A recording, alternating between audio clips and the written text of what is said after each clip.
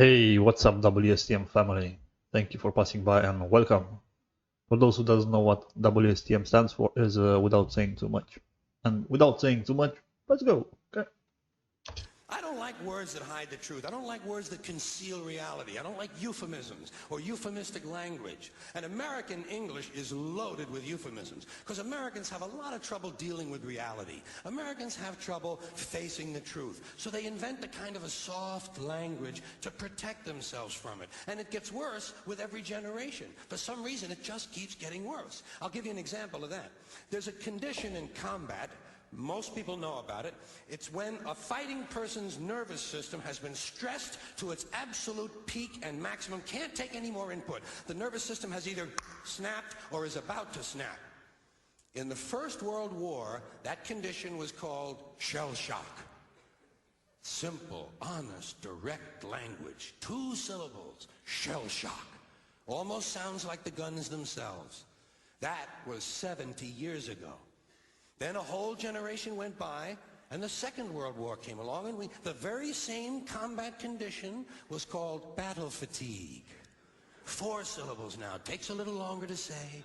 Doesn't seem to hurt as much. Fatigue is a nicer word than shock. Shell shock. Battle fatigue. Then we had the war in Korea, 1950. Madison Avenue was riding high by that time, and the very same combat condition was called operational exhaustion. Hey, we're up to 8 syllables now. And the humanity has been squeezed completely out of the phrase. It's totally sterile now. Operational exhaustion. Sounds like something that might happen to your car. Then, of course, came the war in Vietnam, which has only been over for about 16 or 17 years. And thanks to the lies and deceit surrounding that war, I guess it's no surprise that the very same condition was called post-traumatic stress disorder. Still 8 syllables, but we've added a hyphen. And the pain is completely buried under jargon. Post-traumatic stress disorder. I'll bet you if we'd have still been calling it shell shock, some of those Vietnam veterans might have gotten the attention they needed at the time. I'll bet you that. I'll bet you that. Yeah. He knows what he's talking about. But it didn't happen. And one of the reasons is because we were using that soft language, that language that takes the life out of life. And it is a function of time. It does keep getting worse. Give you another example. Sometime during my life, toilet paper became bathroom tissue. I wasn't notified of this. No one asked me if I agreed with it. It just happened. Toilet paper became bathroom tissue. Sneakers became running shoes. False teeth became dental appliances. Medicine became medication. Information became directory assistance. The dump became the landfill. Car crashes became automobile accidents. Partly cloudy became partly sunny. Motels became motor lodges. House trailers became mobile homes. Used cars became previously owned transportation. Room service became guest room dining.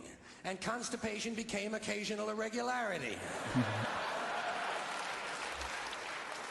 When I was a little kid, if I got sick, they wanted me to go to the hospital and see the doctor. Now they want me to go to a health maintenance organization or a wellness center to consult a healthcare delivery professional. Poor people used to live in slums. Now the economically disadvantaged occupy substandard housing in the inner cities. And they're broke. They're broke. They don't have a negative cash flow position. They're fucking broke. Because a lot of them were fired. You know, fired. Management wanted to curtail redundancies in the human resources area. So many people are no longer viable members of the workforce. Smug, greedy, well-fed white people have invented a language to conceal their sins. It's as simple as that. The CIA doesn't kill anybody anymore. They neutralize people. Or they depopulate the area. The government doesn't lie. It engages in disinformation. The Pentagon actually measures nuclear radiation in something they call sunshine units. Israeli murderers are called commandos. Arab commandos are called terrorists. Contra killers are called freedom fighters. Well, if crime fighters fight crime and firefighters fight fire, what do freedom fighters fight? They never mention that part of it to us, do they? Never mention that part of it.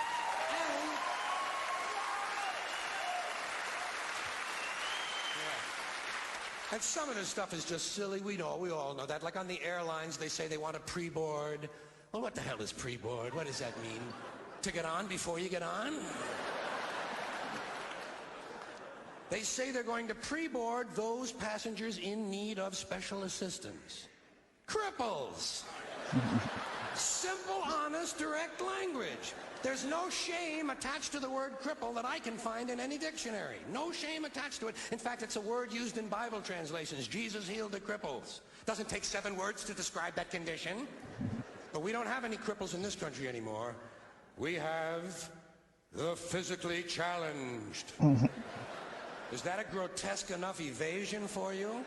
How about differently abled? I've heard them called that, differently abled. You can't even call these people handicapped anymore. They'll say, we're not handicapped, we're handy-capable.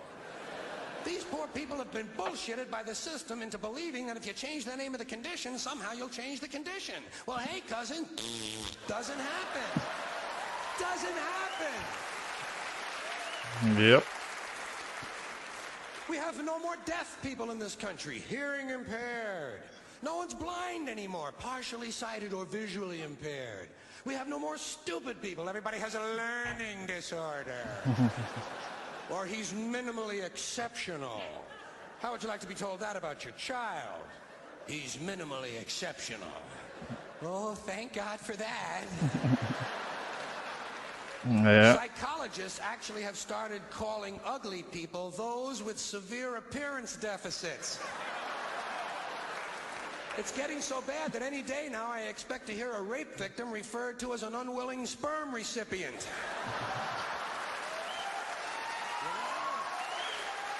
Yeah. And we have no more old people in this country. No more old people. We shipped them all away, and we brought in these senior citizens.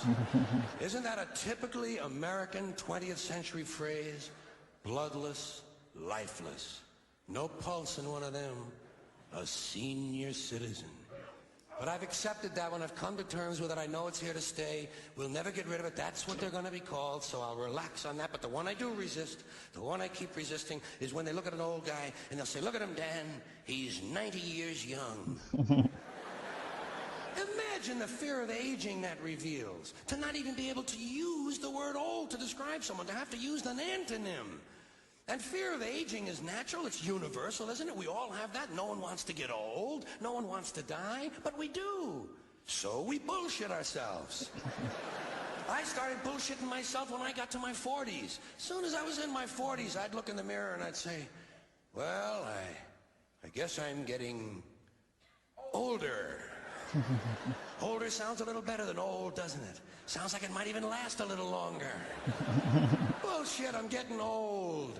And it's okay, because thanks to our fear of death in this country, I won't have to die. I'll pass away.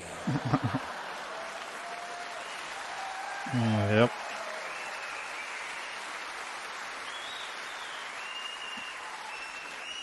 Or I'll expire like a magazine subscription. If it happens in the hospital, they'll call it a terminal episode. The insurance company will refer to it as negative patient care outcome.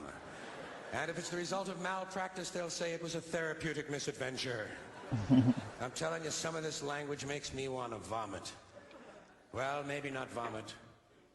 Makes me want to engage in an involuntary personal protein spill.